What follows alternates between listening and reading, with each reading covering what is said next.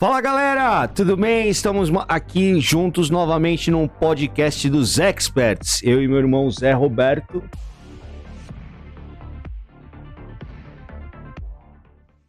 Temos um convidado mais que especial hoje. Zé, por favor, faça as honras da casa, apresenta o nosso convidado. Hoje é dia de arrebentar com a audiência do programa.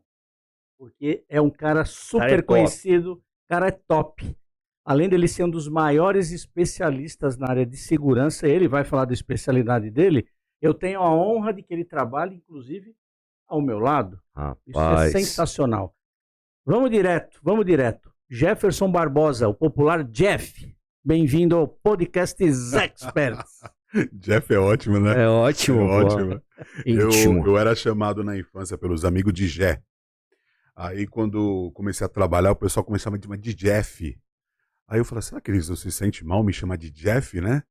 Aí uma vez alguém me chamou de Jeffinho. Aí esse foi cortado. Não, esse não foi dá. A primeira vez, acho que 10 anos atrás, foi quando eu ouvi falar o termo... Quando o pessoal fica falando coisa na internet, que o pessoal bloqueia, como é que chama? Cancelado. Foi o primeiro... 10 anos atrás eu ouvi o termo cancelado, foi o rapaz que me chamou de Jeffinho. Mas Jeff é ótimo. Ainda mais vindo do Zé. Pessoal, obrigado pelo convite. Agradeço a todos que estiverem assistindo. E no trabalho na frente, né? Tenho a honra de ter o Zé como mentor. Eu falei isso várias vezes já. Várias vezes. O que esse cara conhece e tem para ensinar é muita coisa. E, cara, valeu de estar aqui com vocês. Né? Vocês são demais. A honra e o prazer é nosso. Né? Venho durante algum tempo atuando na área da segurança da aviação. Esse ano eu fiz 20 anos na área de segurança. Não é muito tempo, comparado aos meus amigos, mas quando olho lá atrás, né, quando você começa a trabalhar, que você fica, caramba, tem tanta gente que conhece tanto. Hoje, né, eu fico com muito orgulho de ter construído uma carreira na área da segurança. Desde então, eu sempre tive vontade de segurança pessoal. Né, isso aí eu comento às vezes, que eu tinha vontade de segurança pessoal. Mas depois que eu fui soldado, que eu comecei a trabalhar na área de segurança, eu descobri que é difícil. Tem que ter uma vida muito dedicada. Então eu resolvi estudar um pouquinho e procurar outros caminhos. Mas durante esses 20 anos, acredito que 15 foram voltados para a segurança da aviação civil, que é uma área muito bacana. Eu acredito que do tempo que eu vim promovendo alguns eventos, trouxe um pouco mais evidência a segurança da aviação, até por o ciclo de segurança patrimonial também conhecer, porque antigamente tinha muito aquilo, restrito, né? Restrito, e acho que a coisa começou a enxergar que eu posso falar disso, sem precisar tocar no detalhe, naquele assunto delicado. Dá pra gente conversar, é tranquilo, né? Então, acho que hoje, na verdade, eu sempre falei que eu não era um profissional de segurança da aviação. Eu sempre fui um cara de segurança. A aviação foi uma consequência que agradou muito por ser bem complexo.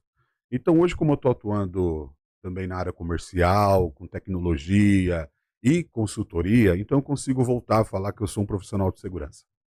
Fantástico. E olha só, ele me fez lembrar de uma coisa que talvez, se ele não estivesse aqui tocando nesse assunto da segurança na aviação, talvez passasse desapercebido. E aí tem a ver com a minha primeira pergunta, Jeff.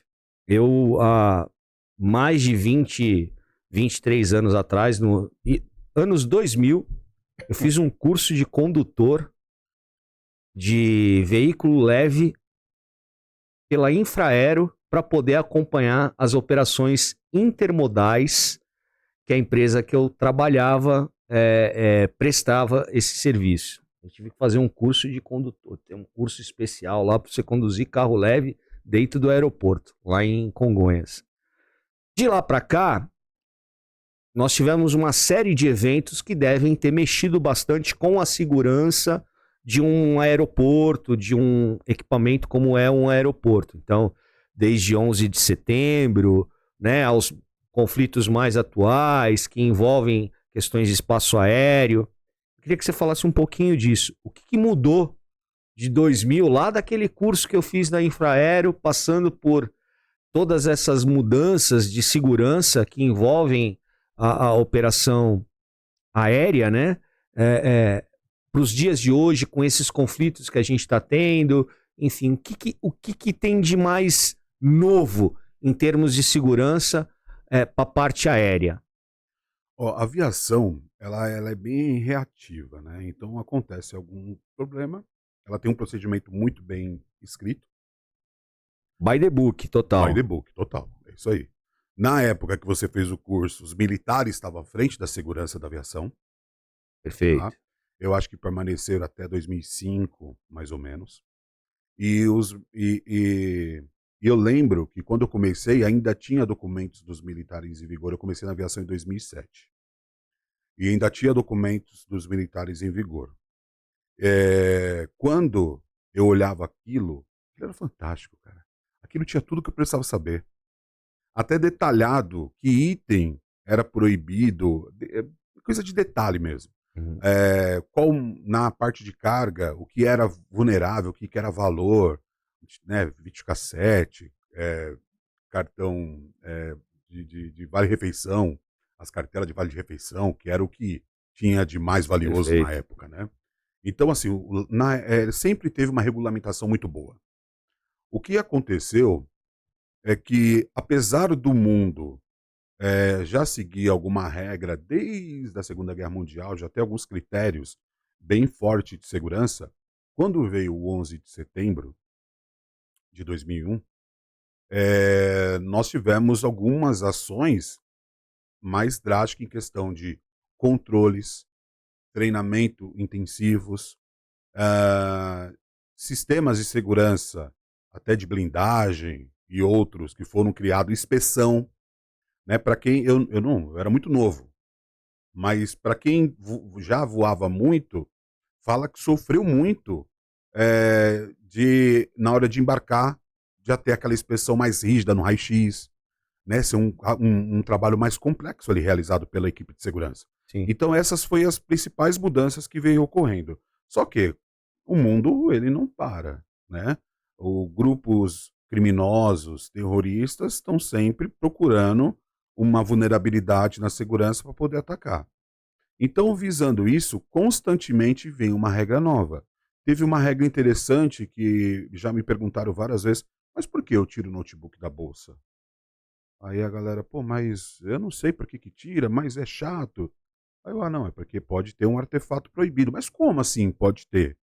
Ué, cara, tanto o raio-x ele vê por cores, né? Ele analisa, ele vê por cores não, ele analisa massa metálica e outros itens. Uhum. O operador vai ver alguns critérios ali por cores. Então, pelo notebook ele ter uma densidade de metal, ele pode atrapalhar a visualização de outras coisas. Por isso que ele é tirado. Ah, entendi. Pô, por que eu tive que tirar o leite da minha filha quando eu fui embarcar? Porque os grupos terroristas estavam utilizando pó explosivo, Uhum. então ele tinha que ter certeza que aquele pó era leite. Uhum. Nada mais. Ah, por que eu não posso levar a garrafinha aberta? Porque se você está levando uma garrafa aberta, você pode ter colocado outro líquido. Agora eu estou aqui com uma garrafa fechada, está lacrada, está identificada, é água. Dependendo da quantidade para onde eu vou, tem uma regra, eu posso levar. Dependendo do outro lugar, nem essa quantidade eu posso. Exato. Então eu vou ter que levar. Então esses são os tipos de processos que mudaram muito. Mas algumas coisas que foi interessante foi a questão de capacitação dos Uhum. profissionais. Porque todos tiveram que passar por treinamento. Existia um treinamento lá atrás? Existia, mas nada igual o que é previsto hoje. Existe uma regulamentação internacional e os estados que pertencem a essa organização internacional têm que cumprir com a mesma legislação. Então, os estados, quem são? Os países. Brasil, Estados Unidos, todos os países da Europa, todos têm que seguir a mesma regra. O que muda é uma análise de risco realizada no seu país.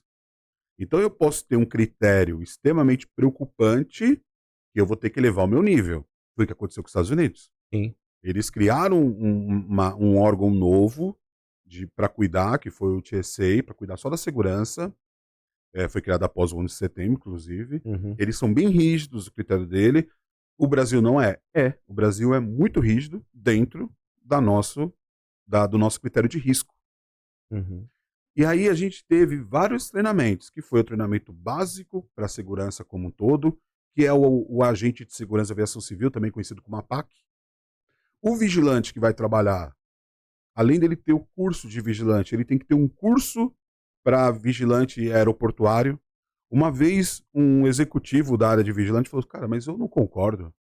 Eu acho que tinha que ser vigilante em tudo, e o vigilante não precisa passar, ele já passa um treinamento bem rígido.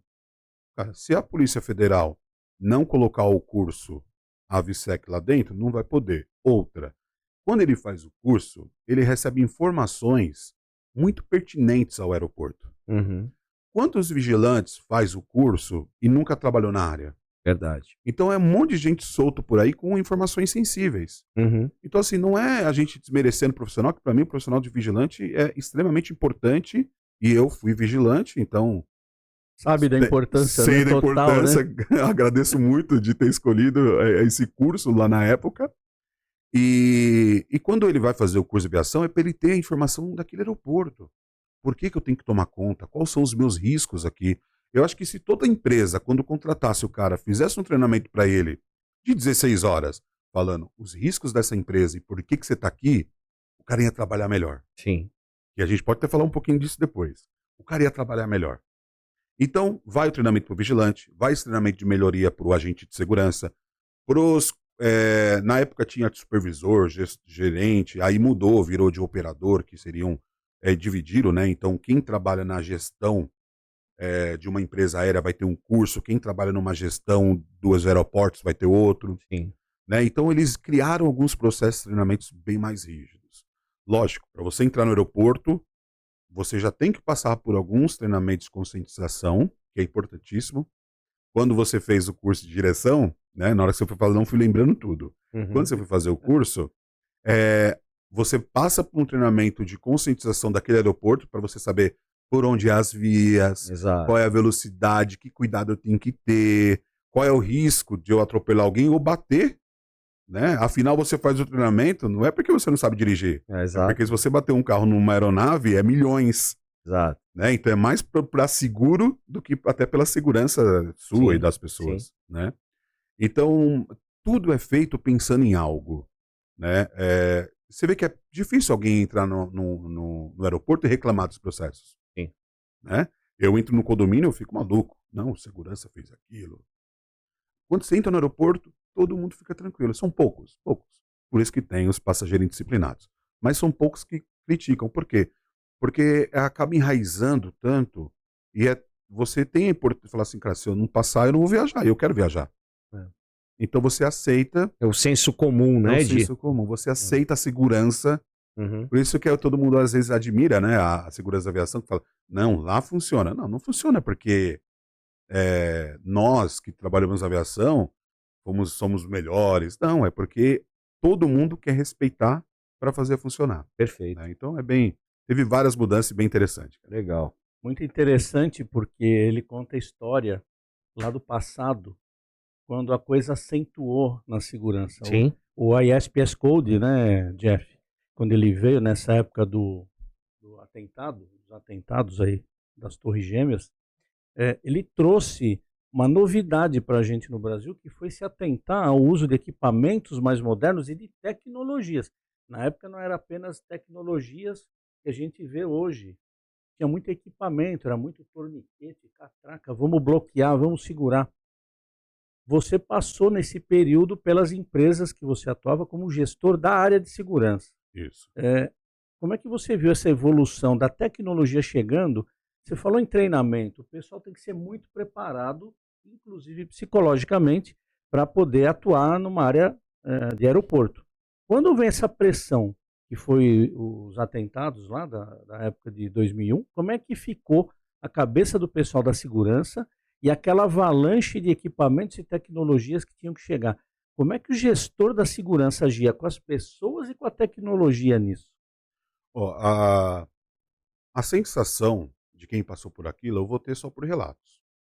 Né? Afinal, na época do 11 de setembro, eu não estava atuando ainda na aviação. Uhum. Mas eu tive a oportunidade de trabalhar com a minha primeira coordenadora e depois virou minha gerente quando eu fui para a Azul. ela conta, né, que quando aconteceu, de um dia para a noite eles estavam sentados mudando tudo. Por quê? Porque a autoridade começou a passar várias regras, utilizando o processo da Varig na época, que era uma empresa extremamente Sim. organizada, e eles tiveram que mudar do dia para a noite. Então, assim, para eles foi um impacto muito grande. Eles tiveram que ajudar na criação de treinamentos, eles tiveram que se unir para mudar o processo junto com a autoridade. Né? Hoje, um dos diretores da ANAC, na época, era um dos responsáveis pelo DSEA na aviação, e ele foi nos estados treinando, foi no Rio de Janeiro, São Paulo, treinando o pessoal, porque ele tem uma experiência muito vasta, ele ajudou a conduzir esse treinamento. Os primeiros treinamentos que quem conduziu foi ele. Uhum. Então, assim, foi um impacto muito grande. Agora, em questão da tecnologia, eu vejo ainda que a aviação tem muito que melhorar em questão de tecnologia, tá? Por quê? Porque ele usa o necessário para a operação. Não tem aquele sentimento de alguém olhar uma inteligência artificial agora, que todo mundo fala inteligência artificial, né?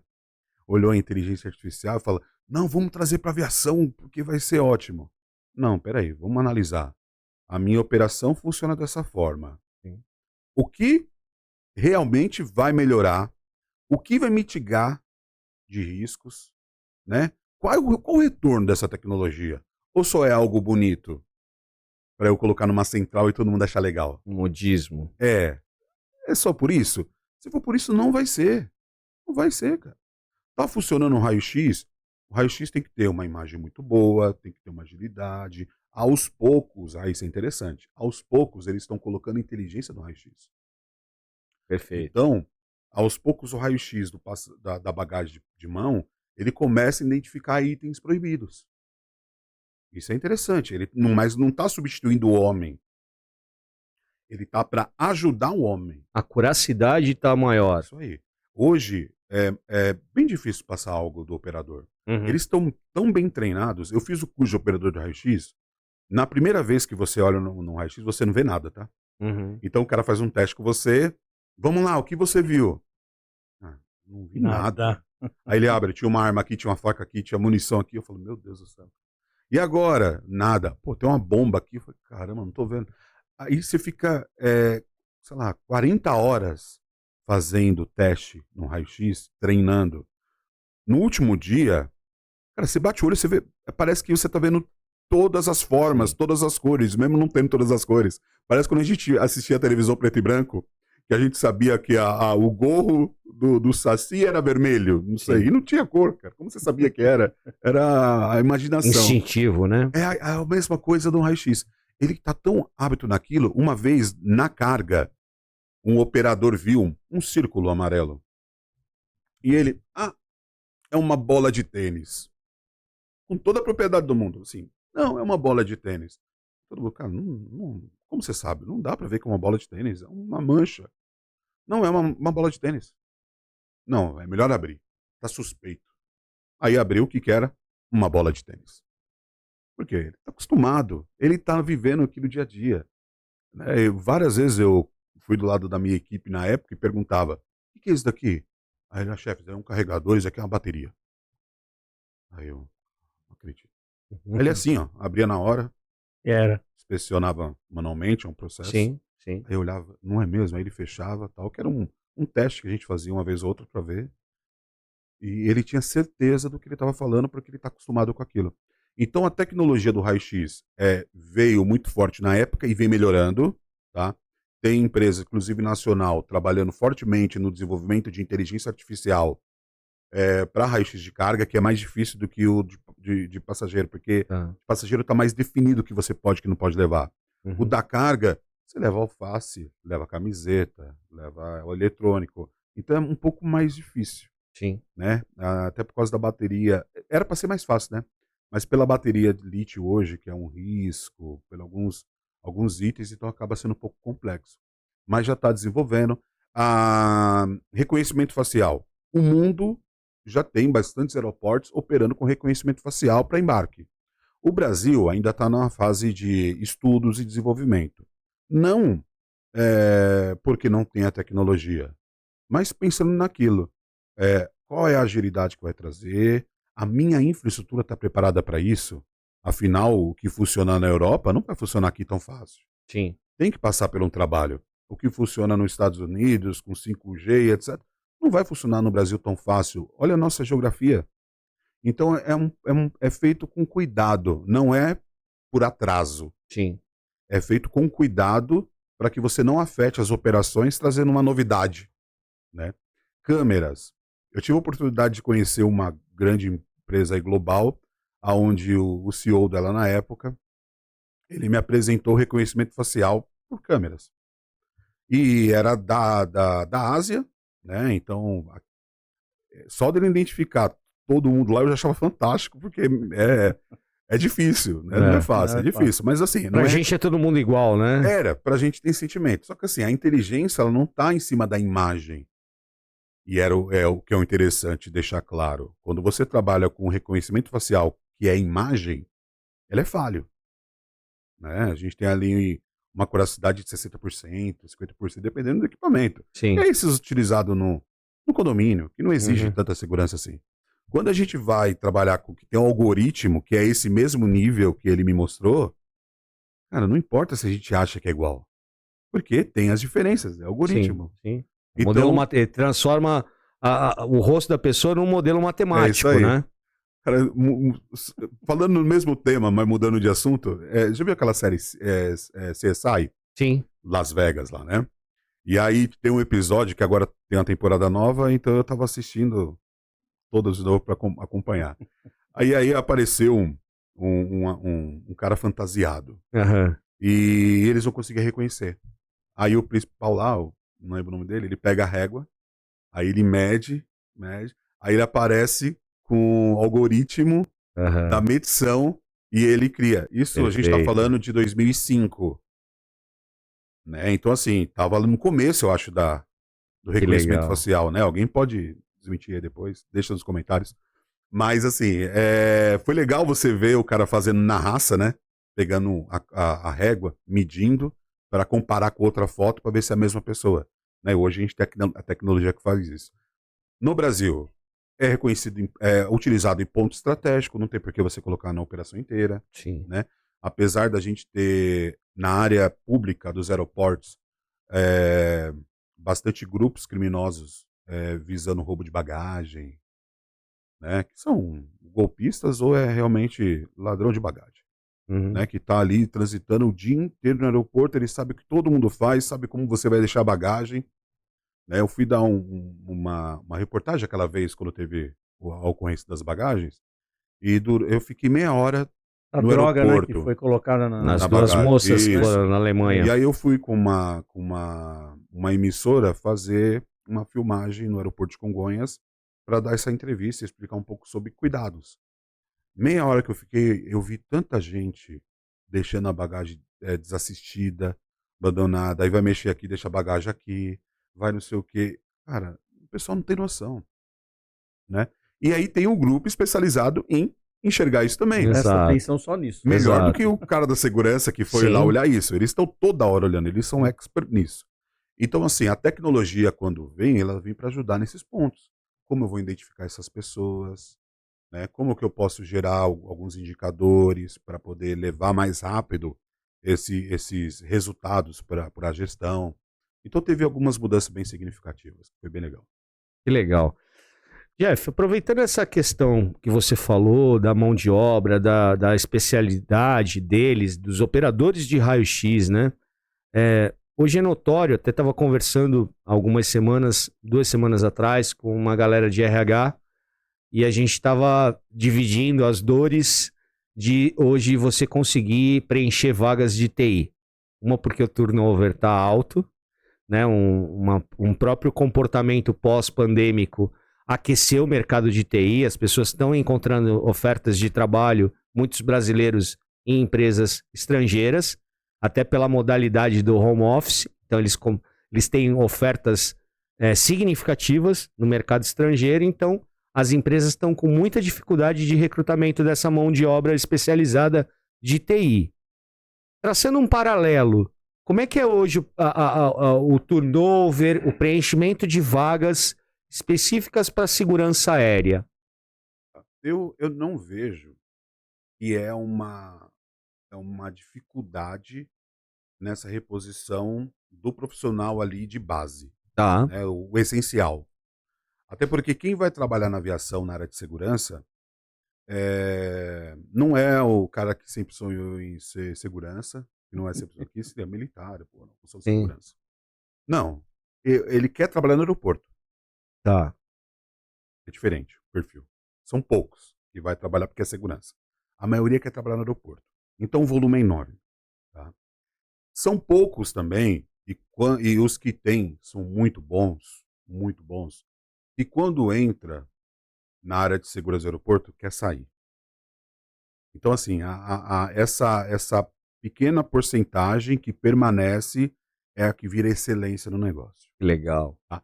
Por quê? Existe aquela outra que, como quer trabalhar no aeroporto, ele quer trabalhar, então ele vê outra oportunidade, ele começa a galgar uma carreira no Sim, aeroporto. sim, Não é uma carreira de profissional de segurança, é uma carreira aeroportuária. sim. E ótimo, é a pessoa certa no lugar certo também. Por que não? Porque o cara que está ali, ele se preocupa com a aviação. Então ele pode estar trabalhando na segurança, ele pode estar no check-in, ele pode estar comissário, ele pode ser um piloto. Ele se preocupa porque ele ama aquilo. E na aviação tem muita paixão de quem trabalha lá. Que É legal. engraçado isso. O sentimento de quem trabalha lá é muito Sim, grande. O cara que sai da aviação ele não quer ir para outro lugar. que legal. É muito difícil. Eu vejo mais o pessoal mais começa a ficar mais sênior e aí abre um pouco a cabeça, fala assim, vou partir para outro lado. Depois de 15, 20 anos na aviação, Aham. começa a ver outras pra ter uma Mas vida há mais uma fidelização das muito, pessoas muito, no segmento. muito, Que muito. bacana. Mas assim, o profissional de segurança assim, em reposição, a dificuldade ela tá muito nas áreas remotas, Tá. porque o treinamento ele não é fácil. Uhum. Existem centros de instruções homologados para oferecer esse curso. E não tem em todo o Brasil. Né? A maioria está concentrado São Paulo, e eu vou falar São Paulo, mas Guarulhos. Rio de Janeiro vai ter alguma coisa, Brasília vai ter alguma coisa, no Sul vai ter uma. Eu tenho um e-book só com essas escolas. Por quê? Porque o pessoal não sabe onde achar. E aí, quando você vai para a região norte e nordeste, o instrutor daqui, da escola daqui, tem que ir lá dar esse curso. Só essa logística já deixa o curso mais caro. Uhum. E aí você tem que estar muito bem programado para você conseguir oferecer. Então, o cara que quer entrar, apareceu uma vaga, ele tem que esperar a próxima turma vir na cidade ou ele vir para cá fazer um curso. Então, Perfeito. essa é a dificuldade na reposição. Não é achar o profissional, e sim a Entendi. capacitação do profissional. Entendi. Que legal. Bacana, né? Eu queria pegar um lado aonde você, na tua experiência como gestor da área de segurança, passando principalmente pela área da aviação, como é que você vê aquele, vamos chamar um assédio não maléfico, benéfico, dos desenvolvedores, dos fabricantes, de todo mundo que quer levar uma solução que acha importante para aquele segmento. No caso de você, de vocês na época era a aviação. Você fez uma transição, hoje você está do lado do fabricante, tá certo? Eu tenho a impressão que isso dá para você um gancho de argumentação muito forte, porque você sabe, o Jefferson hoje, que está lá na Techboard, quando ele vai atender alguém, segmento da aviação ou outro, sabe como o gestor lá pensa, porque afinal você esteve lá e soube como fazer esse pensamento, como fazer essa ligação, fornecedor com tomador. Como é que você vê hoje a tua vantagem em relação a isso, nesse segmento, de saber o comportamento do gestor, a hora de entrar, a hora que ele precisa, a hora que ele não precisa? Tem um gatilho específico para isso? Cara, eu sinto às vezes também que esse relacionamento, é, eu sou um pouco favorecido nesse relacionamento com os gestores hoje para conversar com ele de igual para igual com os problemas, Uhum. né? É, lógico, Zé, eu nunca vou expor para o gestor, às vezes, o que realmente eu acho, porque nem todo gestor gosta de ouvir o que o outro tem para falar, né? É legal que a gente pode falar coisa aqui, né? Não é todo mundo que gosta de ouvir que está errado. Simples assim. né? Toda Galera da razão. fogueira das vaidades. Eita, Então vai assim, longe. às vezes o cara tem ali, ele criou um sistema de segurança, uma metodologia dele, que a equipe está ficando doente, o sistema não funciona, mas ele não quer ouvir, porque aquilo para ele está certo, né? Então, saber escutar isso também, eu acho que é o grande gatilho. Porque eu estava do outro lado, eu também não gostava de ficar ouvindo toda hora que eu estou errado, porque eu queria a solução. Então, por favor, se eu estou errado, me conta o que eu posso fazer de certo. Não vem falar que eu estou errado. Errado eu sei, né? Você chega em casa e você fala, cara, tá, preciso melhorar alguma coisa. E eu tenho muitos, eu tenho ainda esse sentimento de quando eu não tô bom, eu vou para casa pensando que eu não tô bom. Não fico achando que eu tô voando. Não, vou para casa chateado mesmo. Vou pensando, vou dormir pensando, acordo pensando, penso numa solução, tento mudar. E é isso que o cara do outro lado, né? Alguns querem, alguns não. Aham. Alguns querem ouvir a sugestão, mas você passar para ele recomendação de uma tecnologia que possa ajudar, é mais, acho que é mais de forma lúdica do que ser incisivo, porque se eu for incisivo, eu estou mostrando para ele que o que ele está fazendo não está bom. Mas quando eu trago algum case, alguma história, e falo que isso foi empregado numa solução assim, que parece com a dele, eu não estou falando que vai ser bom para ele, não estou falando que ele está errado. Mas ele pode ter uma excelente ideia de que aquilo também pode funcionar para ele em algum momento. Então, acho que a gente bater papo, ouvir as dores, que é o que você faz muito bem. A gente ouvir as dores, trocar informação, conversar, sem pensar realmente no negócio, ou só para bater papo mesmo, entender o que a gente pode conversar, que trazer a solução para o amigo, é uma forma da gente chegar lá e que a experiência acabou trazendo, né? É, uma coisa que eu acho legal comentar, que a pandemia mudou muito, os grandes gestores, e aí eu vou me colocar como os grandes gestores da época, por causa da empresa que eu estava, não pelo Jefferson, né? Como eu era o gerente das Azul Linhas Aéreas, o Jefferson é o gerente das Azul Linhas Aéreas. Ninguém tá nem aí se o Jefferson é bom ou não, mas é uma empresa grande, Uhum. então ele é um gestor. Esses gestores eram blindados, tá? O que eu digo ser blindado? Eu nunca fui por uma feira de segurança sozinho. Por quê? Porque o meu provedor me chamou, um fornecedor X chamou, ele levou para onde ele queria ir, ele apresentou as pessoas estrategicamente que ele queria. Então você estava ali, estava nos eventos que aquela pessoa chamava, porque o seu provedor de serviço tentava te acompanhar e não deixava você solto por aí. Uhum. Vai que você conhece algo bom, né? Aí você troca. Então, era blindado. O que que a pandemia fez? Meu amigo, não tem como você sair de casa para blindar ninguém, não. Vamos fazer live. Quem apareceu nas lives? Todo mundo, cara. Sim. Todo mundo. Quem tinha garrafa para vender. Cara, quem tinha. Todo mundo que foi blindado na época e tinha assunto para contar, foi para as lives, foi trocar ideia, foi bater papo, foi palestrar ou foi entrevistar, né? Foi fazer alguma coisa, tava Sim. participando dos eventos. E não tinha mais como você falar assim: não, não, não. Não conversa Ser com ele, não. seletivo, né? Você começou a criar um novo ciclo de amizades que não tinha no passado. Porque você tinha os amigos. Só que na hora você pôde escolher aquele que você tinha mais afinidade, você tinha melhor parceria. Então a pandemia, ela abriu portas pra gente que foi um negócio maluco. Maluco diante da situação, né? Que a gente passou da pandemia. Mas que ela trouxe de oportunidade para eu conhecer o Zé, para eu te conhecer pessoalmente. Verdade. Quantos outros eu não conversava, né? E a gente estava ali limitado com um ou outro. Até as cotações que a gente ia fazer, já tinha uma ou duas, três empresas. Você não achava outras. Agora não. Agora eu sei o que você tem. Eu sei o que o mercado tem para oferecer. Não dá para ser enganado com mais do mesmo, né? Perfeito. Então acho que é a mesma coisa do Jefferson lá atrás, que sabe vir, sabe que não dá para você ficar correndo atrás de clientes, blindando, que você vai cair nesse sentimento que eu tive. Então você tem que estar do lado, tem que mostrar realmente Se você não tem, você mostra o que o mercado tem de bom. Tem tanta coisa bacana aí no mundo que o cara pode conhecer. Aí ele vai virar seu amigo, porque você tá mostrando a verdade, né? Não tá querendo mostrar só o seu. Exato. Então tem muita coisa Muda legal, de cara. figura. É Né? legal, é. E acho que quando você toca nesse ponto, a gente vê o quanto que é importante o propósito dessa escola tão bacana que é o Bootcamp, né? Numa escola que nós todos fazemos parte, Escola Bootcamp de Negócios, porque o propósito foi exatamente esse, democratizar o conhecimento.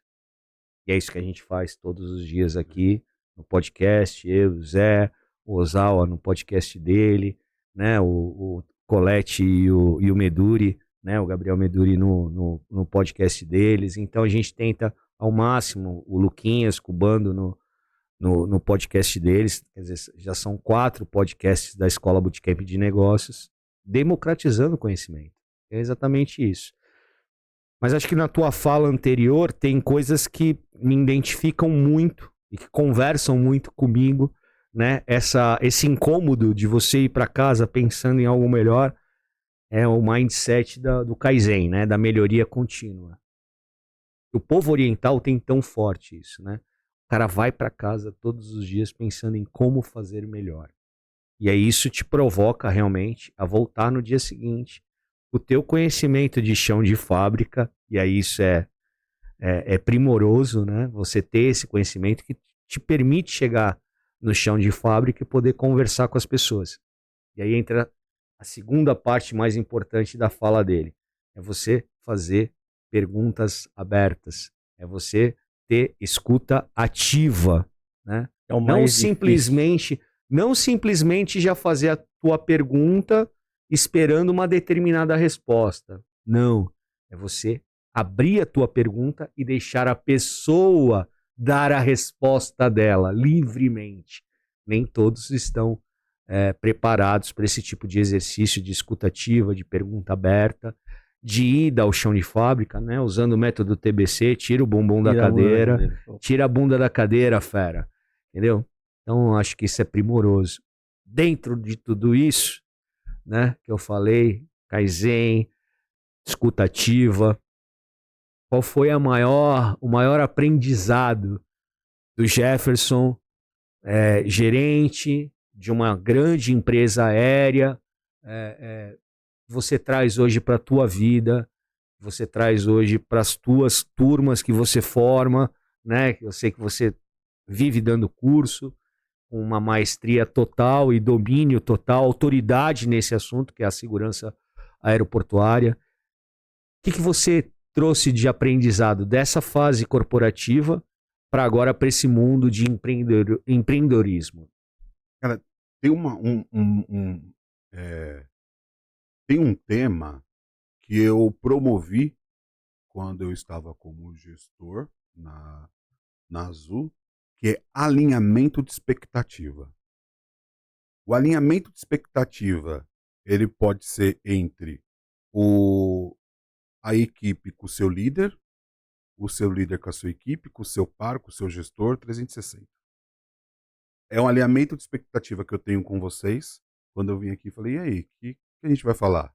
Mas, vamos pensar em alguma coisa. Cara, vamos bater papo. Então, alinhamento de expectativa. É isso. Né? É eu saber o que vocês querem e eu falar e ver se a gente está ok. É o alinhamento de expectativa com o cliente. O cliente, não é assim, o cliente não escreve tudo que ele quer e você fala se vai atender, explica. Estamos de acordo? Celebra os acordos. É isso aí. E esse alinhamento de expectativa, eu estava até fazendo uma mentoria, uma pré-mentoria. Foi um rapaz que queria fazer uma mentoria e ele pediu para conversar comigo antes. Eu falei, cara, vamos fazer o seguinte, vamos conversar. Se o que eu falar para você em 1h30 não te ajudar, não, pelo contrário, não te ajudar, aí a gente vai fazer uma mentoria que alguma coisa deu errado aí. Uhum. Entendeu? Mas eu tenho certeza que o que eu tenho para te passar em 1h30 já vai te ajudar. E foi dito e feito. Perfeito. E eu falei, e eu expliquei para ele fazer a mesma coisa. Falei, cara, faz o seguinte. Ele falou, puta, eu tô com dificuldade. Porque ninguém me fala, eu tô tomando bordoiaba, tá sofrendo. Falei, cara, já sentou com esses gestores e perguntou o que eles esperam de você? Já explicou o que a sua área pode entregar para eles?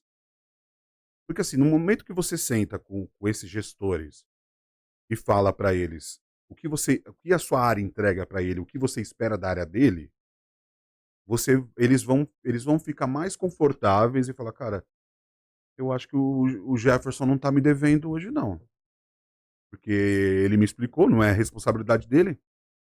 Vamos descobrir de quem que é, Sim. né? E a mesma coisa, pô, eu não posso cobrar dele porque eu tinha que entregar algo e não entreguei ainda. Então alguma coisa tá. Tá acontecendo. Você para de apanhar gratuitamente aquelas cobranças aleatórias e começa a ter algo mais certeiro assim dentro, né? Mas com mais. Como se diz? Com mais foco dentro da sua operação. Você para de algo só cobrança, né? A Perfeito. segurança não me entrega. Eu falava que foi em 2008. Eu estava numa reunião de indenização por causa de muito roubo de carga, etc. E todo mundo falava, a culpa é da segurança, a culpa é da segurança. E eu estava sentado na cabeceira da mesa. Aí eu falei, por favor, senhores, alguém me explica quantas vezes vocês viram segurança vendendo carga, transporte de carga? Aí o pessoal pensando, eu lancei outro. Quantas vezes você viu o segurança recebendo a carga? Aí o pessoal parou. Alguém já viu segurança carregando a carga para a aeronave? E pilotando a carga? Então, peraí, tem muita gente envolvida para a culpa ser da segurança. Perfeito. O que eu tinha que fazer foi escrever e treinar vocês. Se vocês não estão executando, pessoal, a gente vai ter que ver melhoria de treinamento, qualidade, inspeção, tem que ver tudo. Mas não é o segurança. É que achar culpado é sempre fácil, né, Jefferson? Fácil. Pô, Coisa mais fácil que a gente existe. segurança. A gente Né? nasceu para apanhar um pouco. Mas é muito interessante quando a gente explica, cara, não é porque algo do errado que a culpa é da segurança. Tem vários fatores. Pode ser o Jesus, a culpa é da segurança, calma aí. Todo mês eu sinto aqui, peço investimento. Você fala que não precisa, apesar de eu mostrar os riscos que tem. Você não quer. E agora você fala que a culpa é minha? Não, agora a culpa é sua. Eu tô te mostrando que eu preciso de ajuda. Eu tô pedindo ajuda, de verdade, eu tô aqui, humildemente, pedindo ajuda. Você não quer me ajudar e agora a culpa é minha? Não, vamos conversar. Então você começa a dividir e faz esse alinhamento da. Sim. Então acho que o maior aprendizado foi alinhar as expectativas, independente de onde você estiver. Perfeito. Eu acho legal quando você fala no teu discurso do conhecimento, porque não é que eu estava lá na empresa aérea, porque o meu sobrenome era empresa aérea. Não é bem assim. O cara tem bagagem, ele dá aula, ele dá treinamento, faz palestra, A gente sabe, né? participa da ISC, faz intermediação, como é que chama? Fez a moderação, perdão, de apresentação na ISC, ou seja, você tem uma bagagem importante. Tem estofo, porra. Tem. Não é à toa que quando ele falou que ia fazer a carreira solo, ele tem muita bagagem para entregar em termos de consultoria, em termos de treinamentos e cursos. Tanto é que ele tem lá a Inavisec, né, que você pode falar a respeito. Não é à toa que eu achei importante que ele fizesse parte do time da Techboard. Por isso é um diretor de negócio da Techboard. Porque tem essa bagagem, esse conhecimento suficiente. Perfeito. Queria ir para aquele lado onde você, como consultor, como treinador, como gestor, você tem uma pegada muito interessante com as pessoas, você se preocupa, você demonstra para as pessoas que você trabalha junto a preocupação com as pessoas. Então, quero ouvir um lado do cara que é gestor de pessoas e se preocupa com pessoas, e que depois senta do lado ali dessas pessoas, dá um treinamento, exige delas, quer dizer, é toda uma coisa antagônica. O cara está junto, apoia, mas por outro lado vai, cobra, incentiva. Fala dessa característica tua de consultor, de gestor, que foi o que te trouxe para a Techboard. Porque ele dizia, meu irmão, pô, eu não sou vendedor, realmente, não é, mas é gestor de gente, sabe como lidar, certo? Você falou, tá falado, né, Zé? Carimba. Quem sou eu? Não, obrigado, Zé, obrigado. Cara, eu tive um gestor há muito tempo atrás um ex-militar, bem rígido. Cara, o cara, meu sonho foi o primeiro gestor que eu tive praticamente depois que eu saí do exército. Ele sabia tanto segurança, ele tinha tudo tão rápido, que eu falava, cara, eu queria ser igual a ele. Eu queria muito ser igual a esse cara. Ele tinha um poder de conduzir a equipe, que era coisa surpreendente, de verdade. De verdade. Sargentão e tal, mas tinha. Porém, da mesma forma que ele conseguia conduzir, relacionar e tal, o termo que a gente usa hoje era muito tóxico, Uhum. né? O ponto de eu querer sair porque eu não aguentava mais trabalhar nesse local. Não pela empresa e tal, mas pela gestão mesmo. Mas eu aprendi muito, de verdade mesmo. Aprendi muito. Eu acho que a grande base da parte de segurança eu aprendi com ele, em questão de liderança. Também aprendi, talvez, como líder, o que não é legal O que fazer. não fazer. O que não é legal fazer, né? E aí, assim como todos começam a fazer cursos, treinamentos, liderança e de análise de perfil, você começa a se especializar. Só que aí, um dos pontos bem interessante de quando você começa a fazer treinamento é que você é ser você mesmo, sabe assim, você, Sim. cara, eu posso ser o Jefferson que tá lá na rua com os amigos, como o Jefferson pai dos 5 filhos lá, com a minha esposa querida, sabe? E no trabalho. Sim. Não precisa ser tão diferente assim. Esses dias eu tava vendo um podcast que eu fiz, que minha esposa adora, e ela fala, por mim eu assisto todo dia. E foi lá quando eu fui no achismo lá do Maurício Meirelles. Ah, sim, sim. Ela adora, ela coloca, ela, às vezes, a gente tá lá tomando cerveja, ela coloca e começa a ver. Ah, eu gosto dessa parte. Aí eu falei, puta, eu tenho uma fã demais. Uhum. Aí eu falo, cara, mas uma vez eu perguntei pra ela, eu sou muito diferente do que você vê aí? Ela, lógico que não, como você fala comigo? Parece que tá palestrando. Aí eu falei, tá, então minha preocupação era ser muito diferente Perfeito. do que às vezes eu tô aqui falando com todo mundo e ser o Jefferson lá na Techboard, conversando com o fala um pouco mais de palavrão. Mas fora isso, eu acho que. é, Mas ele palestra pra gente lá também. Quando ele quer conversar, quando ele quer passar alguma informação, Ele tem esse ele quer ar discutir. professoral. Ele é um cara muito didático, então ele é. passa esse ar pra gente. E uma coisa que eu. E aí, mais uma coisa como gestor, que aí é a parte que minha esposa odeia, é que eu tento explicar de verdade as coisas.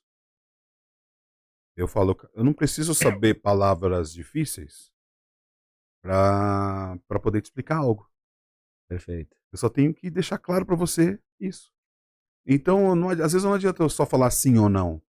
Eu tenho que trazer um pouquinho para cá para poder te explicar e você não tem mais dúvida. Talvez, na rapidez do negócio, você queira só, faço isso ou aquilo. Cara, boa, se você não sabe, eu não posso te falar, faz isso só. Ó, vem aqui.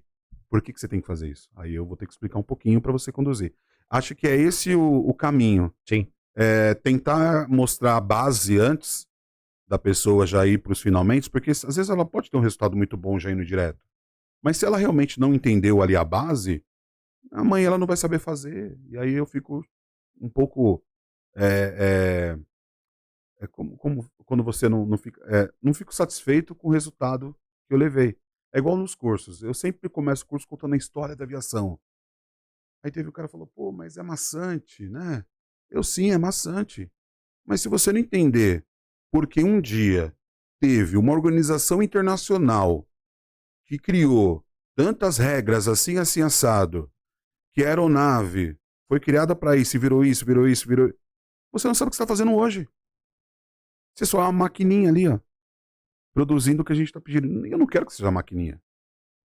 A mesma coisa que eu falei lá nisso, que é importante falar. Uma vez eu dei treinamento para um. Eu contratei. A gente fez uma troca de contratamos alguns terceirizados e contratamos, tiramos alguns terceirizados, contratamos orgânicos, o pessoal próprio, como agentes, né? Vigilantes não, manteve e tudo mais, mas alguns agentes poderiam ser próprios. E no treinamento, eu ensinei, era quase 30 dias de treinamento, muita coisa. Mas aí eu fiz um treinamento de análise de risco preliminar. para analisar o risco. Ele entendeu o básico ali que eu ensinei. E aí o TCC desse treinamento era fazer uma análise do seu posto de trabalho. Perfeito. Né? Então, quando todo mundo chegou, o pessoal lá de BH, fantástico. Foi 28 pessoas, assim, maravilhosas.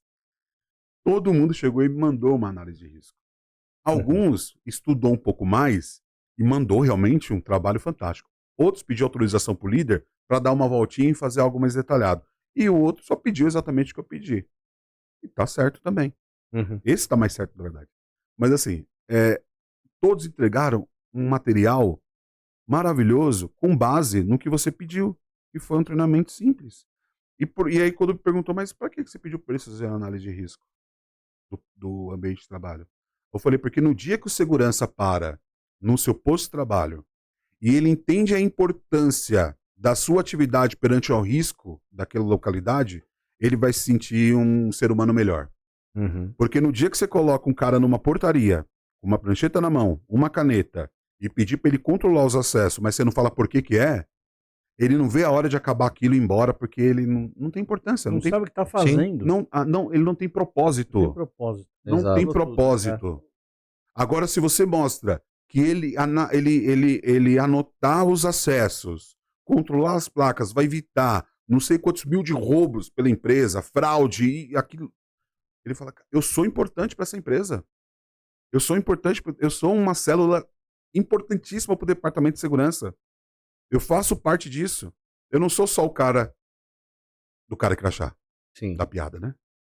Então, assim, eu acho que todo mundo deveria ter pelo menos um pouquinho da análise de risco, saber por quê, e quando treinar ele no ambiente de trabalho, 8 horas, 4 horas, 16 horas, não sei, de acordo com a necessidade.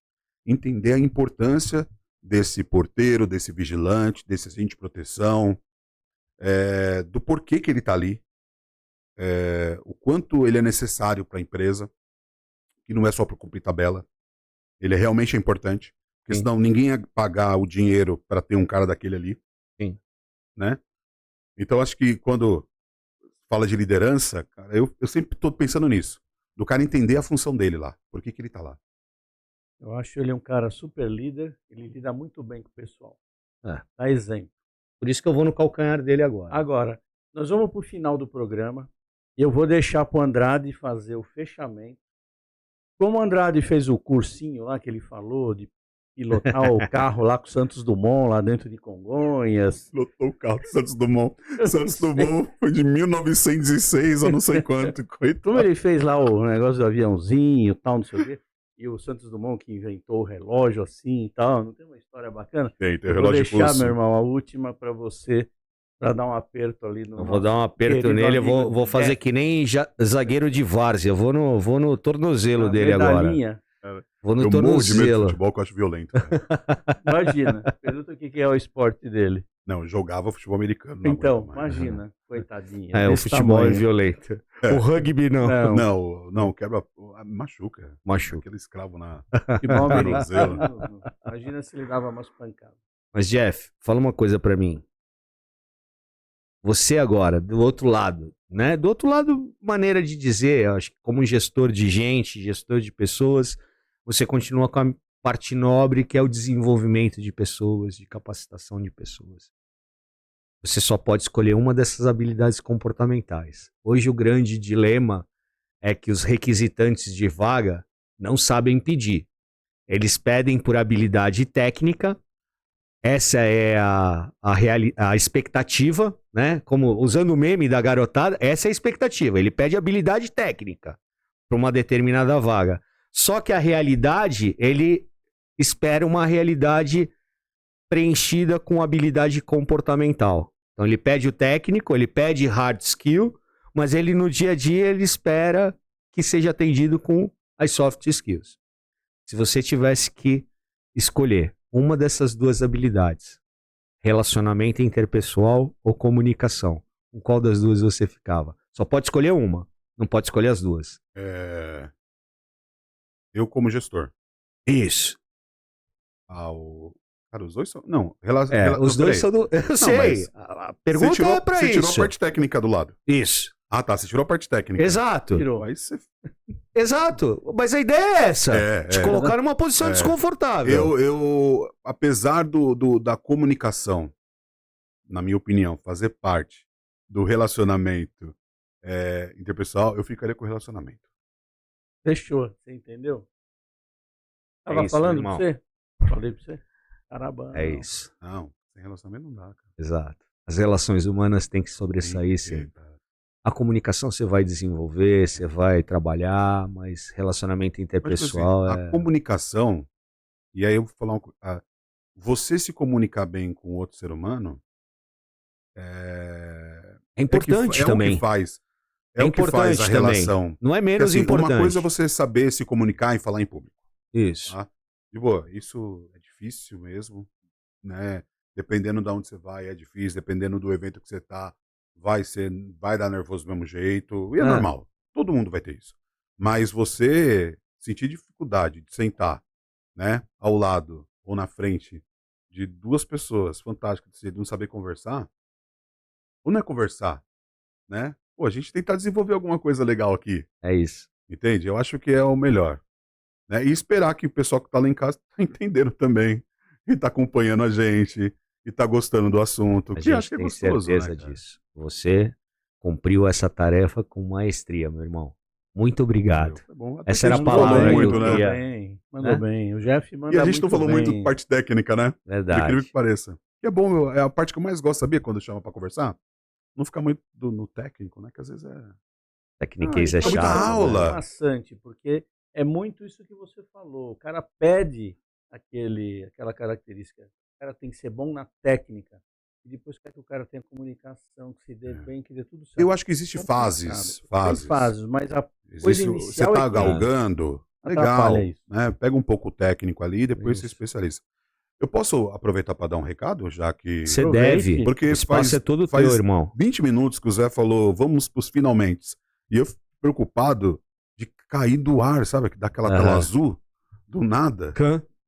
A Yara não faz tela azul. É, Ela tá com o dedo perto do Enter, mas não se. tá não assim, se, já faz meia hora, assim. se preocupe, não. Fica nervoso, não. Não, o que eu tava conversando com um doutor, né, acadêmico, o Sérgio, professor Sérgio, e eu falei para ele que eu tenho vontade de fazer tanta coisa. E aí eu descobri que a maioria das coisas que eu tenho vontade de fazer é mais acadêmico do que só escrever um livro. Sim. É fazer algo mesmo que ajuda a desenvolver não só a pessoa da ponta, mas ajudar as pessoas que gerem essas pessoas. Uhum. E quando eu criei o InAVSec, uma das coisas foi essa, fazer algo que ninguém estava fazendo, né? Não é os cursos do InAVSec não é algo que eu faço assim e não, vou vender. Nossa, que isso? Tem tanta gente que já fez esse curso porque eu quero que a pessoa aprenda, sabe? É algo que eu gosto de desenvolver. Então o InAVSec, o ano que vem, ele vai voltar com mais conteúdos gratuitos, que é as lives que eu já fazia, né, Zé? Tem mais de 70 pessoas entrevistadas, fantásticas. Mas eu vou começar primeiro fazendo uma série, né, não voltado para aviação, mas voltado mais para segurança como um todo, que acho que vai ser bem interessante. E esse é o primeiro recado, né, sobre a gente daqui a pouco estar divulgando essa série.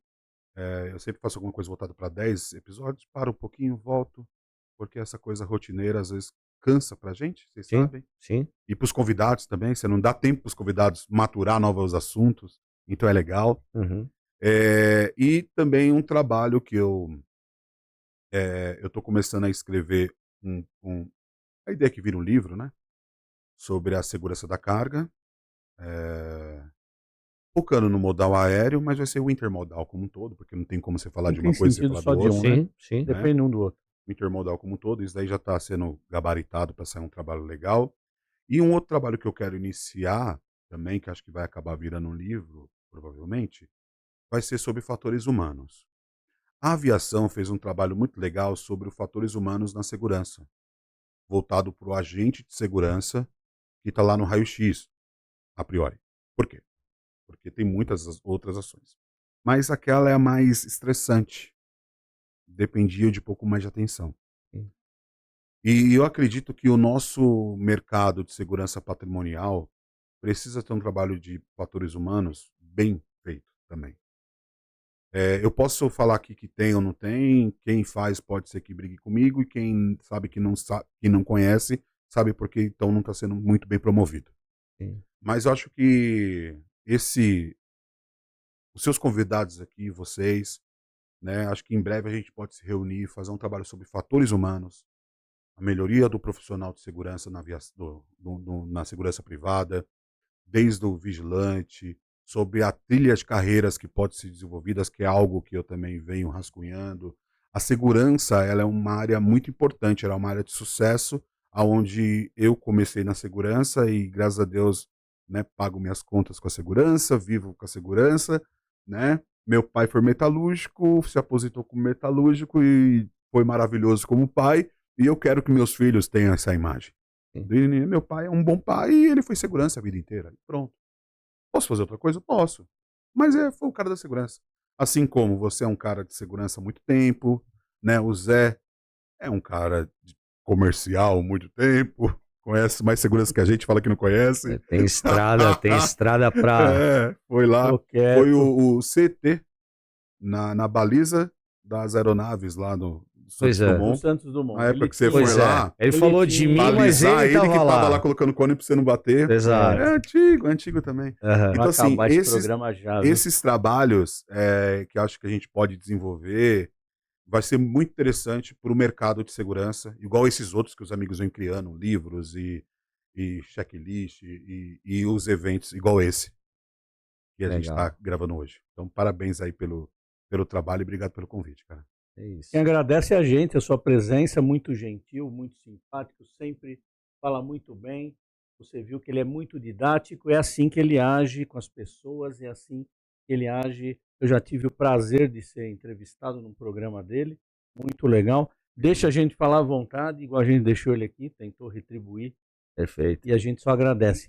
Obrigado, Jeff. Valeu, Zé. Obrigado Que pelo dê convite. tudo certo aí nessa virada aí da consultoria para o ano. E vamos para frente, né, meu irmão? É isso aí. Vamos pra frente que atrás vem gente. Valeu, Galera, pessoal. pro alto e avante. Bora lá. Fechou. Valeu.